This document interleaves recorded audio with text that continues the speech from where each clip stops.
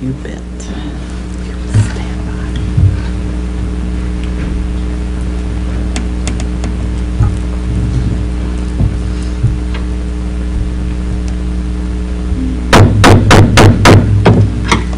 Good morning. We're going to call to order the Wednesday, October, goodness, April 20th, 2016, 9:30 meeting for the Ottawa City Commission. Can we have a roll call, please? Mayor Kaler. Present. Commissioner Reed. Present. Commissioner Graves. Present. Commissioner Jorgensen. Present. Commissioner Skidmore. Excellent. We have completed our roll call, and I'd like to welcome all those that are in the audience today and those that may be listening on KOFO or on our Government Access channel. As you may know, if you're watching this, you can watch us at any time. You can watch the video at any time on ottawakansas.gov. We are going to move forward in our meeting with the Pledge of Allegiance, followed by the invocation by Pastor Wayne Castle from the First United Methodist Church. I pledge allegiance to the flag of the United States of America and to the republic for which it stands, one nation, under God, indivisible, with liberty and justice for all.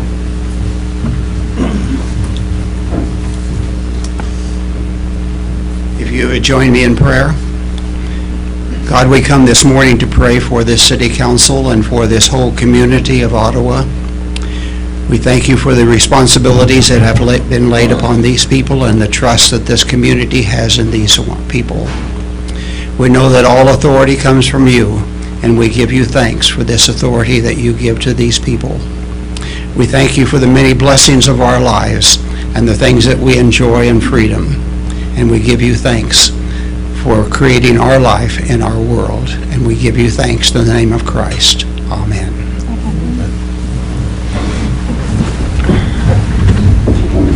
Thank you, Pastor Castle. Appreciate it. Welcome to our community.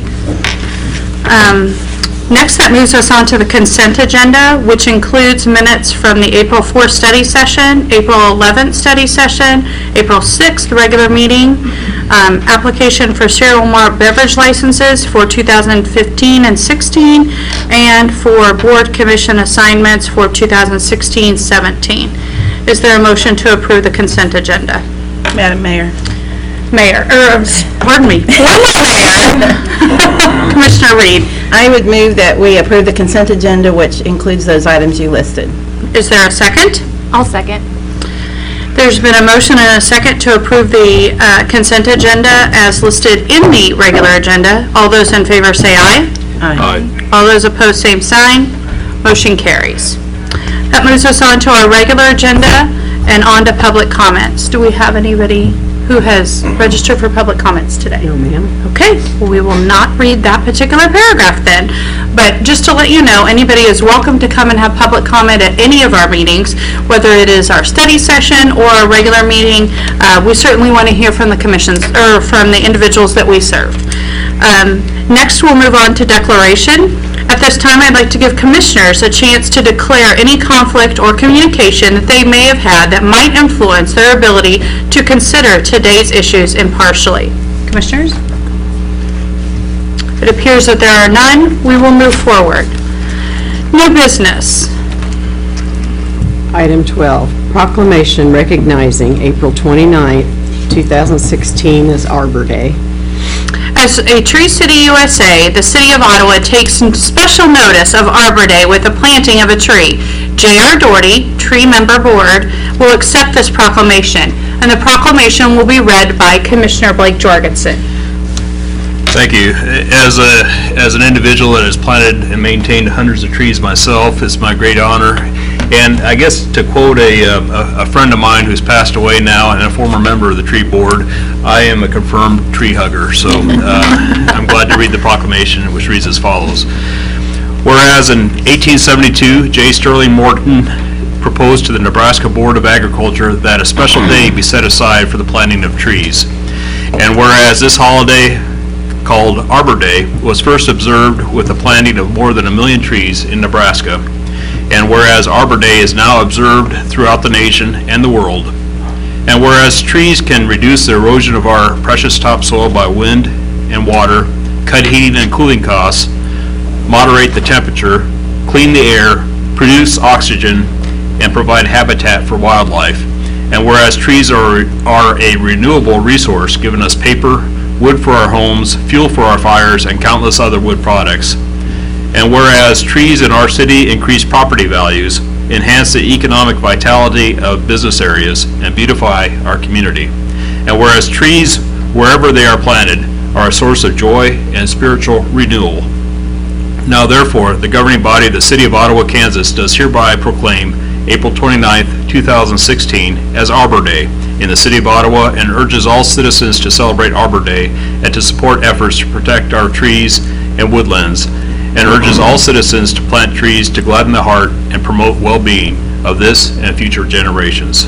Signed this 20th day of April 2016 by Sarah Kaler, the mayor. Mr. Doherty, would you like to come forward?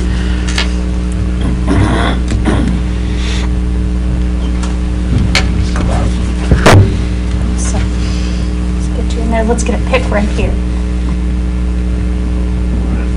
I'd like to hear from you. You have some information for us. And tell us how long you've been on the tree board, if you would. I believe I've been on the tree board 8 years now. Awesome. Maybe 10, I'm not sure. I get confused. We're actually a little short on the tree board. We're 2 members short right now, and we'd like for the public to take some consideration and maybe join us on the tree board. We have quite a good group. We've been very active in the last year. We've added some new plantings by the bandstand in City Park. And this year for Arbor Day, we would like to invite the commission and the public to a tree planting ceremony on Saturday, April 29th at 10 a.m. on Walnut and 2nd Street. One of our focuses this year is to beautify the parking lots around the downtown area. And we've got some lovely redbuds we're going to have in the ground on that day.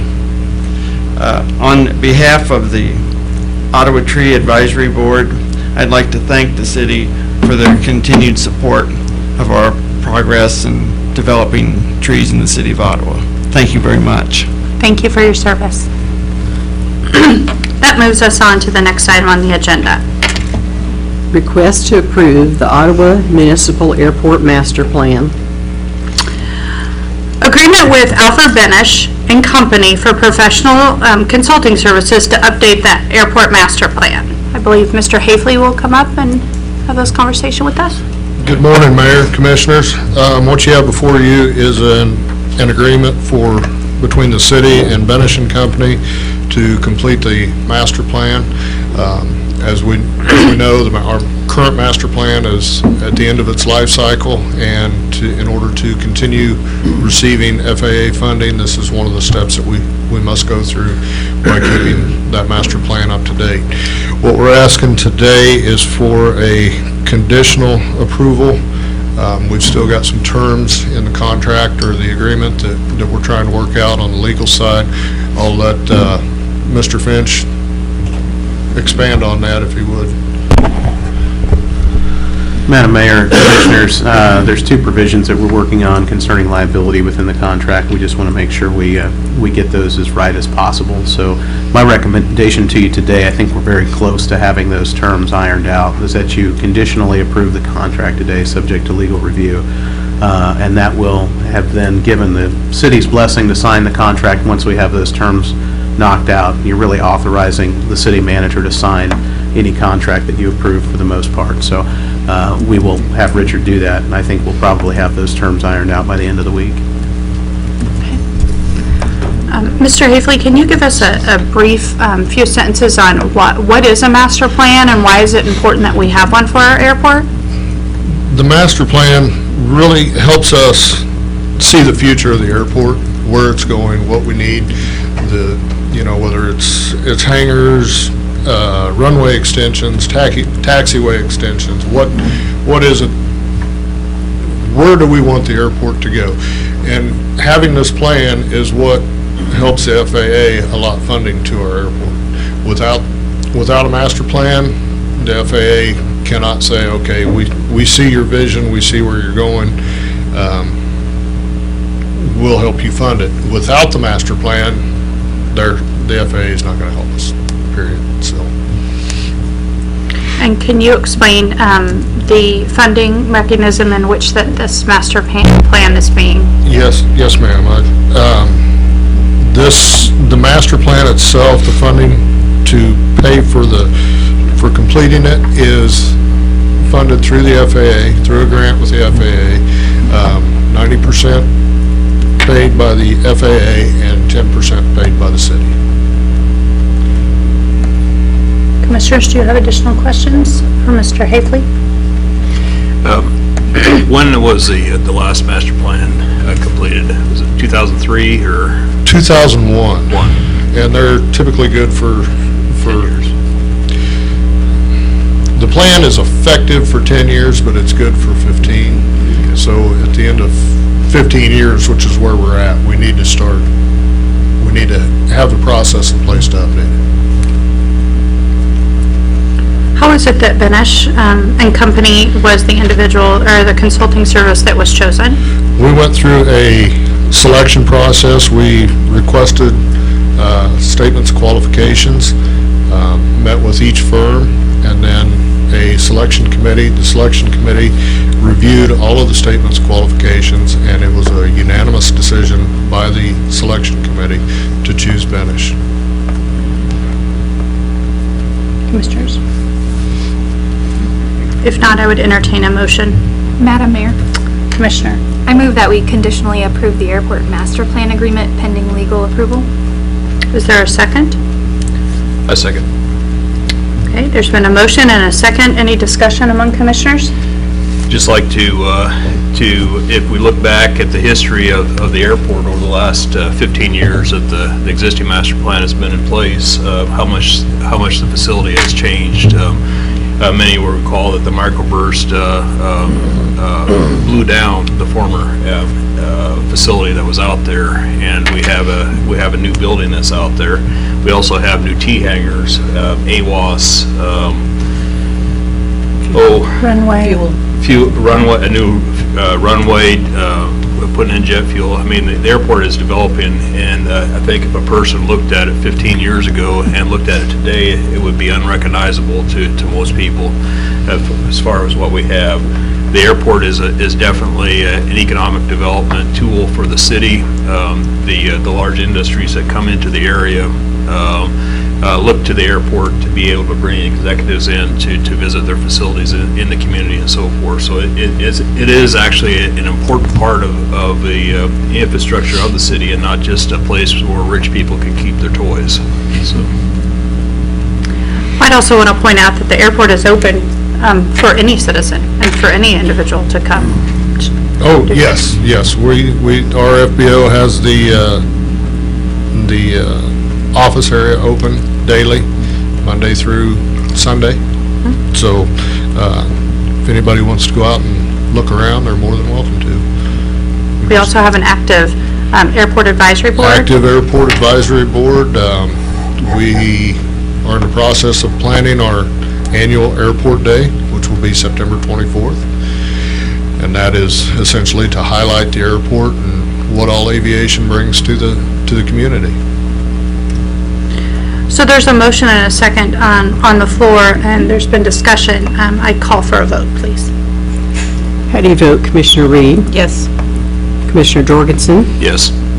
Commissioner Graves? yes. Mayor Kaler? And I vote yes. Motion carries. Thank you. Thank you. Next item on the agenda.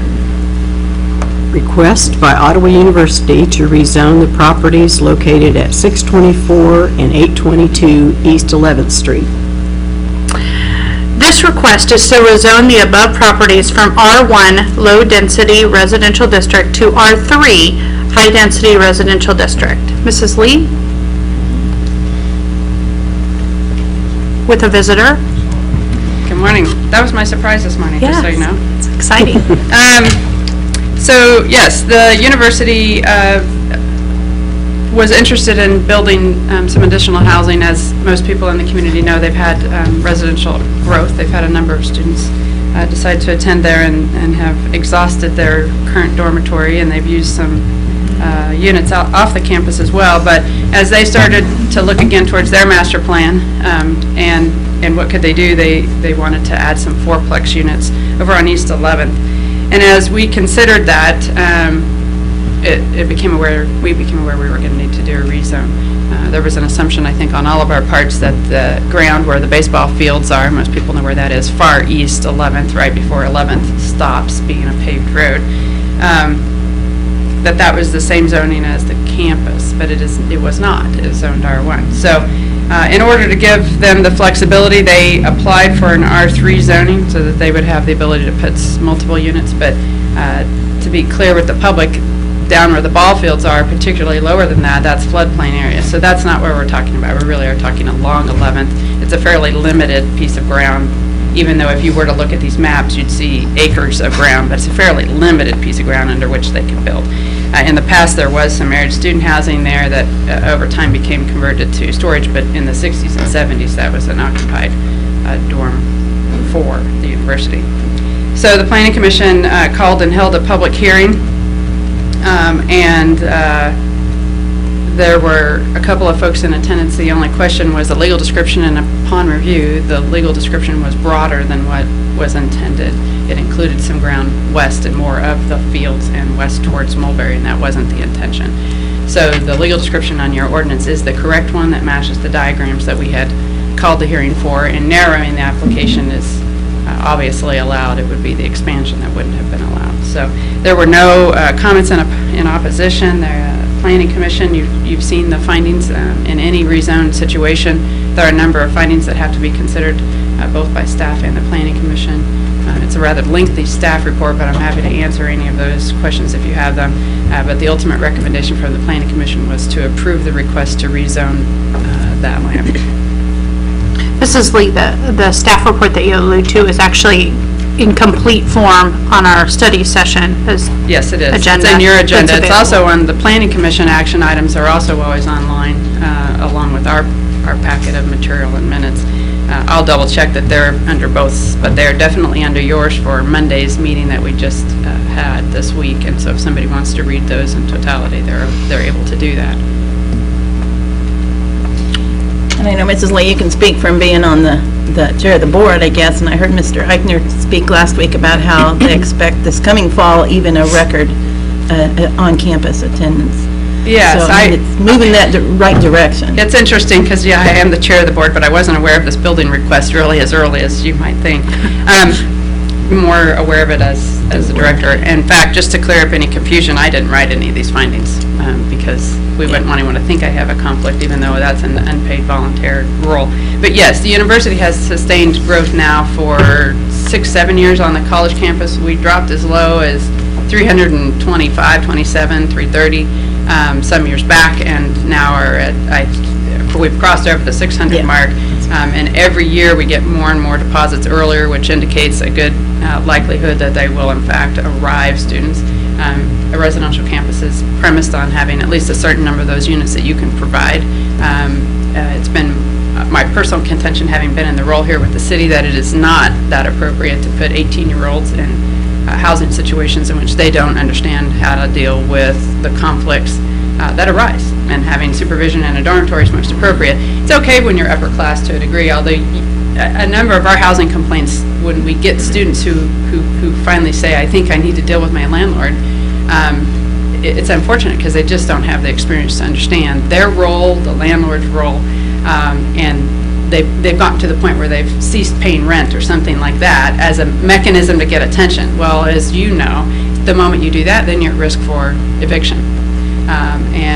So I personally, as my experience with the City of Ottawa, always want to have the university provide as much housing as they possibly can for the safety of the students and for their welfare, let alone the fact that that's a part of a residential experience. But I've had too many students at our desk saying, I've got mice, I can't flush the toilet, whatever, and they really don't know the resources. And by the time they get to us, the situation's gone on a while. So that's always unfortunate. You don't want that to be their experience either. You don't want them to say, we don't want to be at OU or Ottawa, because of a limited experience. We want them to have a great housing experience because, as you know, a number of people who go to Ottawa University end up deciding to live in Ottawa.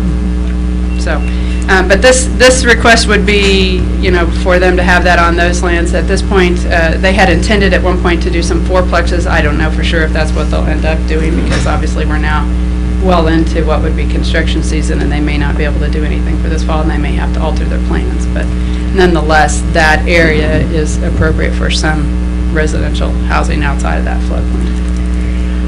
Ms. Lee, the city's zoning rules for R3 district, if it's going to be fourplexes or if it's going to be more units than that, require that the developer have a sufficient amount of off-street parking for that facility. That's correct.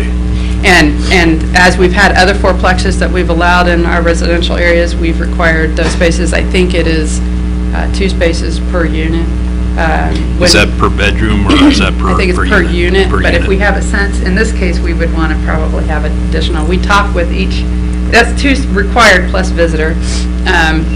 But if, depending on how they're proposing, they don't want to create a parking problem either. So as we go through the site plan process, we would work through that with them, okay, whatever size building it becomes. All right. Thank you. Mrs. Lee, oh, pardon. Excuse me, Mayor. Wendy, are there any stormwater issues they have to deal with down here? Actually, no. The one benefit to our properties that abut a floodplain is they don't have to do a detention. The premise being that they need to get their water into the floodway prior to the rush of water, so that they don't. If they hold it back, for example, then the peak of the flooding can actually rise, which can affect other properties. So when you're adjacent to it, no. There are, however, and this may be where Mayor Carroll was going because we discussed it on Monday. In order for them to do multiple buildings, they would need to potentially extend some infrastructure from 11th Street or elsewhere in specifically water and sanitary sewer, and in order to serve, if they were to go forward with multiple buildings, they would need to extend that just far enough south to be able to get the multiple taps. Mrs. Lee, my question is just more of a clarification. We are simply rezoning today. We're not approving, just so the public knows for sure, we're not approving any building plans. We're simply rezoning this property. If building plans were to come, they will come at a later date. Is that correct? They do, and any site plan would be required for anything more than a 2-family structure, which means the Planning Commission and the city staff have to do a thorough review to be sure that all the things such as parking and infrastructure are provided. They don't come up here again to your review. There is even an ability to do some limited multifamily in R1 and R2 that would have taken conditional uses, but they applied for R3 so that they could just not have to do that process. But yes, there are subsequent steps, and at this point we don't have any knowledge of which direction they may go for certain. Commissioners, there are additional questions for Mrs. Lee? Is there a motion? Madam Mayor, Commissioner. I would move that we approve the request to rezone the property at 624 and 822 East 11th Street. Is there a second? I'll second. It's been moved and seconded that we approve the rezoning of 624 and 822 East 11th, which I believe in discussion among commissioners, that is right next door to each other.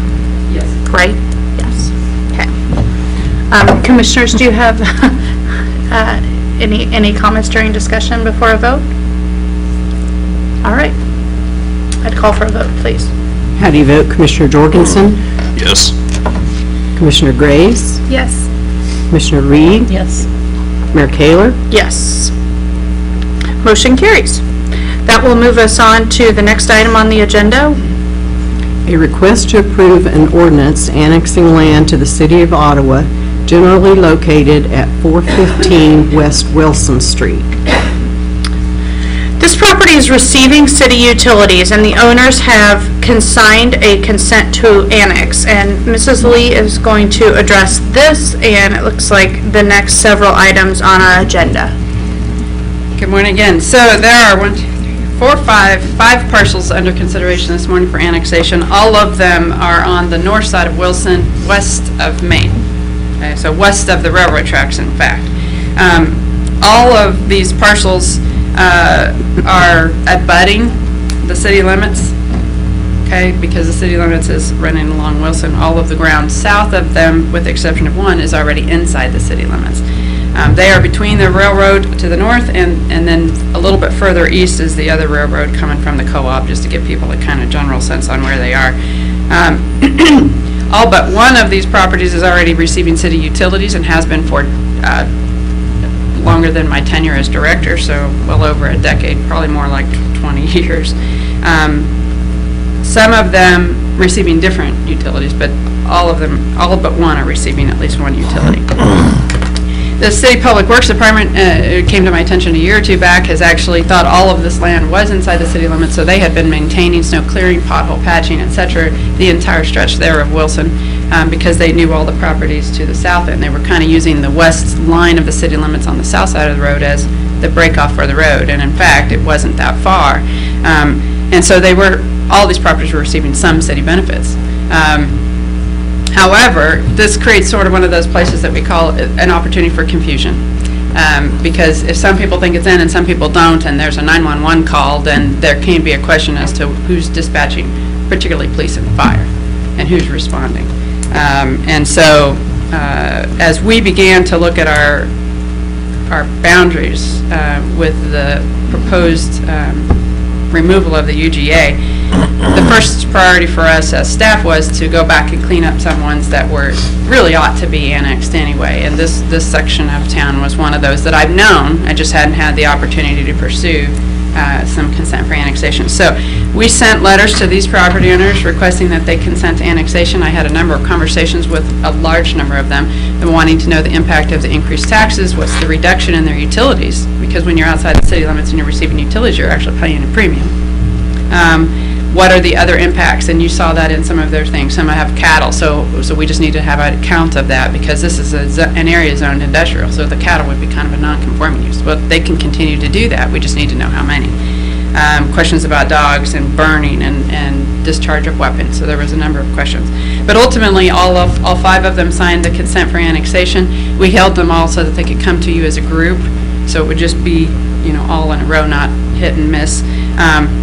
Then basically there's one very large tract there south of the bridge that's outside the city limits, and one that's immediately adjacent to it that'd be outside the city limits. But on West Wilson, this would be as far as we would pursue at this time for annexation. Happy to answer any questions. Madam Mayor? Yes. Just for sake of, I guess, time management, I would put forth a motion. I move to approve items 15, 16, 17, 18, and 19 of the agenda as a package, and I guess I move to approve those items. Would you mind giving those addresses for us in your motion? Sure. That would be to approve the annexation of 415, 513, 618, 619, and 701 West Wilson. Is there a second? I'll second it times 5. Okay. Under discussion, could you explain what kind of notification that you may have done for this particular area? You said that you sent it out. Yeah, we just communicated with these specific owners, so we didn't need to communicate with any other owners. Again, a number of folks in this area may have thought those properties were already inside the city limits, but we sent them a first letter, and then with the exception of, I think, one who just immediately sent a consent back, I visited with all the other property owners, either by phone or in person or multiple, depending on their questions and how I had to get back with them. Madam Mayor, this is an example of property owners, properties that have received benefits of the city. In fact, they all 5 of these properties have a city address, and but they've received the benefits of the city, but hadn't been paying the costs, and they're doing the right thing by voluntarily annexing within the city. And just in case people are paying attention, there is one address in here that's also an anomaly, like our last one, where it has an address that would appear to be on the other side of the street. Yeah. That's an error, really, but, I mean, it should be all the same even numbers. But they are the correct addresses. They're all It's just- odd, and the one even kind of throws you off, but they are all on the north side of the road. Is there any other questions or discussion among commissioners? Okay. Madam Mayor, Yes. it's rather unorthodox to vote on 4 or 5 ordinances in one vote, simply because a commissioner may want to vote yes on one and no on another. So I appreciate the time savings, but what may be better is, instead of doing a roll call vote on each one, just do a voice vote. You're not obligated to do a roll call vote, so that would still save time, but would have a specific vote on each ordinance in case there was later a legal challenge for some reason. Okay. We'll want a record that shows you voted on each ordinance. Okay. Madam Mayor, Yes. due to the point of order by the city attorney, I withdraw my motion.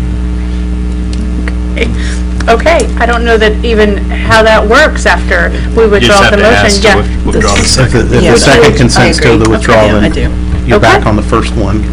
We're gonna backwards slide, and I think this is the first time I've ever, by Robert's Rule of Order, actually gone through this process, so I am learning too today. Is there a motion to annex, to approve the ordinance to annex the land at 415 West Wilson? I so move. Is there a second? I'll second it. Okay. All those in favor say aye. Aye. All those opposed, same sign. Motion carried. Is there a motion to approve the ordinance annexing land at 513 West Wilson? So moved. Is there a second? I'll second. It's been motioned and seconded that we would approve the ordinance annexing land at 513 West Wilson. All those in favor say aye. Aye. All those opposed, same sign. Motion carried. Is there a motion to approve the ordinance annexing land at 618 West Wilson? I move to approve the annexation of the land at 618 West Wilson. Is there a second? I'll second. There's a motion and a second. All those in favor say aye. Aye. All those opposed, same sign. Motion carries. Is there a motion to approve annexing land at 619 West Wilson? I so move. Commissioner Jorgensen moves. Is there a second?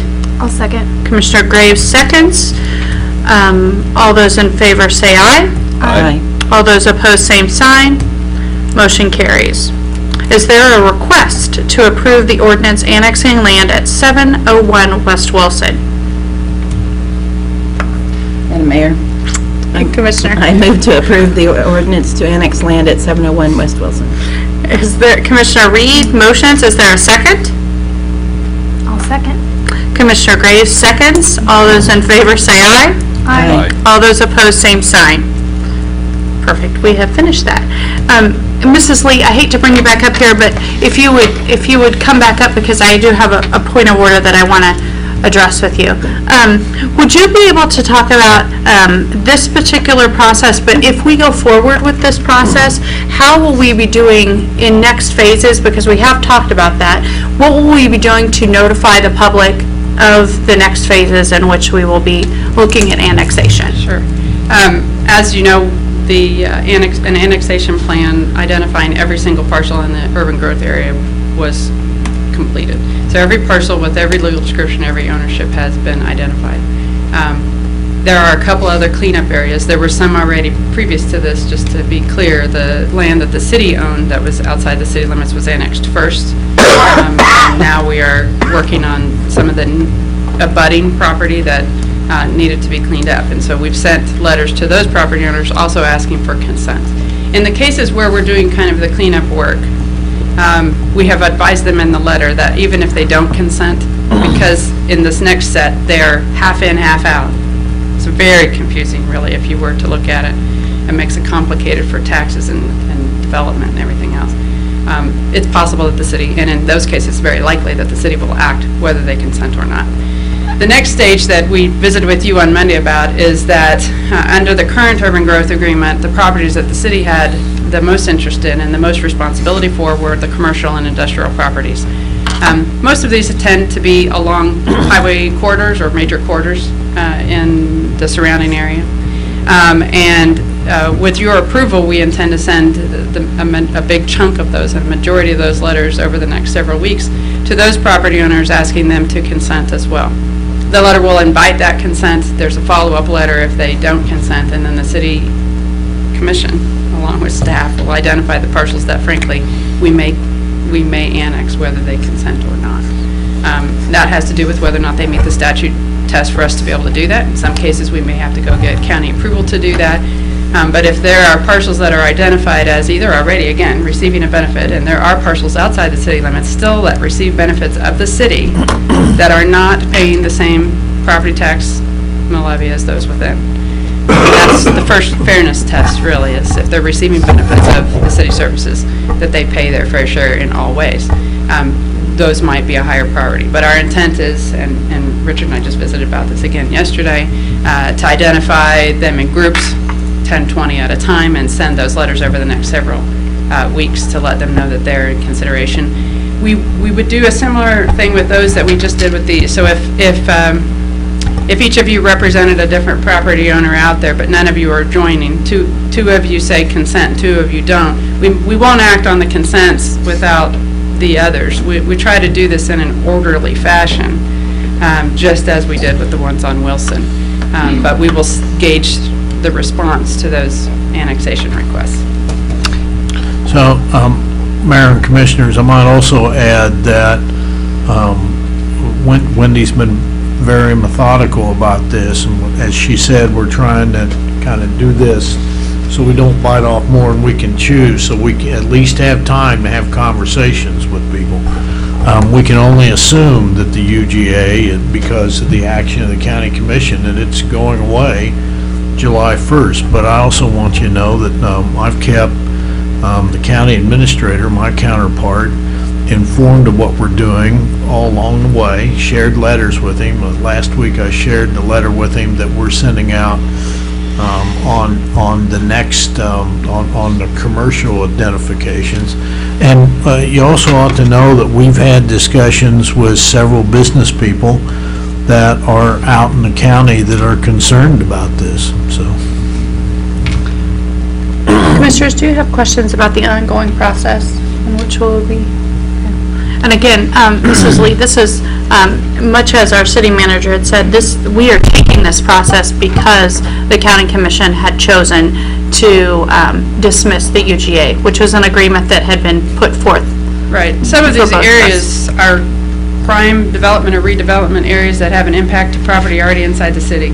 So the reason for taking that action is not sort of a control motion in the way that's perceived. It is a little bit in a protection mode for the property that already is in the city limits or that abuts some of these properties that could be affected by a different standard of development. And we have, because we do an urban standard, we have a different standard than there would be in place if those properties are developed in a rural standard. Thank you. Appreciate that. That moves us on to report by city manager. Commissioners,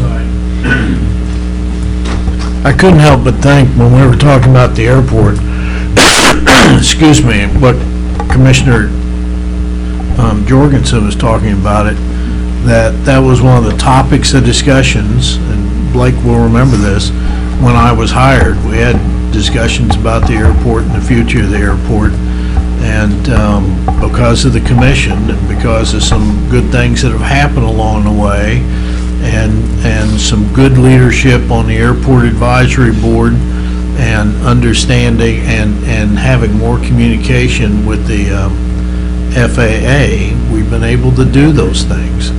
So that will continue.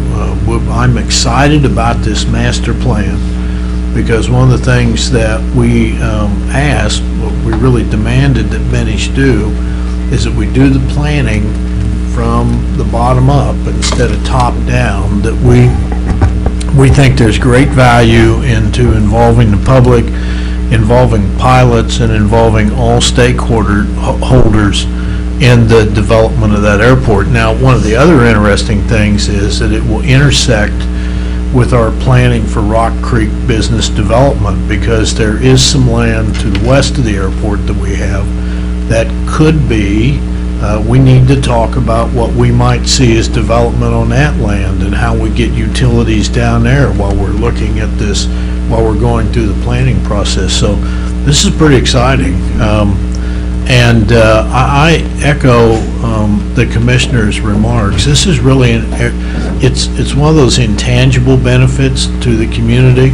I don't know anybody in here that has a, well, yes, I do know somebody sitting here who has a plane that uses that airport, but I can tell you that person's not rich, and it's used as much for business as it is for pleasure, and it is just one of those benefits that you have. You never know what you're losing until you finally have that benefit, and businesses start landing at the airport, and other people start landing at the airport, and that brings sales tax dollars into the community, and it brings another number of other benefits. So thank you for being a part of that.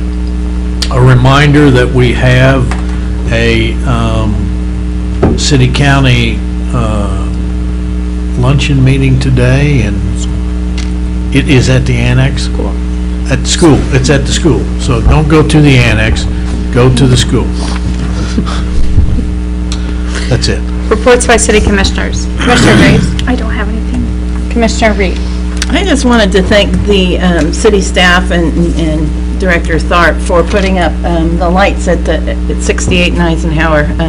I know that, at least my understanding is, that wasn't even particularly our responsibility as a city, but because we feel like that's an area that really needed some safety input, and I just heard really, really positive community feedback from that, so I wanted to publicly thank them for that. I think that's all I have today.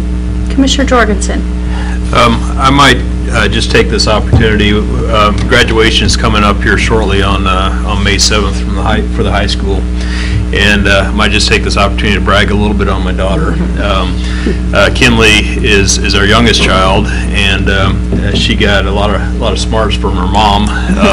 She is actually the valedictorian, one of the valedictorians of the class. Here a week from Sunday, she will be going to the governor's mansion as one of the Kansas scholars from the high school. They picked two scholars this year. It's a boy and a girl from Ottawa High that'll be going up and be the designated Kansas scholar. And I've been spending several nights with her the past several weeks, tutoring her on economics, and that's her toughest class this semester. So. And since I have an economics degree, she thinks I'm qualified. So, but I'm just proud of her and proud of all the kids. Last Wednesday, we went to a program at the high school. It's the top 5% of each of the classes from 6th grade through senior. The chamber recognizes those individuals, and really that's kind of our brain trust of the young people of our community, and sometimes we fail to recognize that the athletic prowess of several of our students, but not necessarily the academic. And I just want to raise them up a little bit and just praise them, and also congratulate them for a job well done. Rightfully so. Thank you. On to reports by the mayor. Well, I do want to, yay, way to go, Commissioner Jorgensen. You've done a great job parenting all of your children, but I know you're especially proud of your youngest at this point. And please let her know that I think both City Attorney Finch and I both made it through that same exact economics class in high school, and Same teacher, and it makes it so much easier in college to walk in and take economics, and economics becomes probably the easiest class she'll take in college, because she goes through that class. I'd also like to thank, I don't know that we notice them very often, but, and we really should, every single week we have, when we have meetings, we have wonderful floral denotations at each side of the commission chambers, and Turner Flowers offered these today, and they are beautiful, and I appreciate them being a good community partner and really dressing up our commission chambers. So thank you, Turner Flowers, for doing so. That finishes my report, and on to announcements. We have our study session on April 25th at 4 p.m. at City Hall. and another study session on the 2nd of May at 4 p.m. at City Hall. And then we have a special call meeting that is going to be at Neosho County Community College for our regular meeting at the beginning of the month, which will be at 10 a.m. on May 6th. And as with all of our meetings, they're completely open to the public, and we invite you to be a part of that, whether you're at home listening or whether you come and be a part of the audience, because this is we represent you, so we want you to be a part of that. That moves us on to adjournment. Is there a motion to adjourn? Madam Mayor, Yes. I move we adjourn. Is there a second? I'll second it. It's been motion and second. We adjourn. All those in favor say aye. Aye. Aye. All those opposed, same sign. Meeting's adjourned.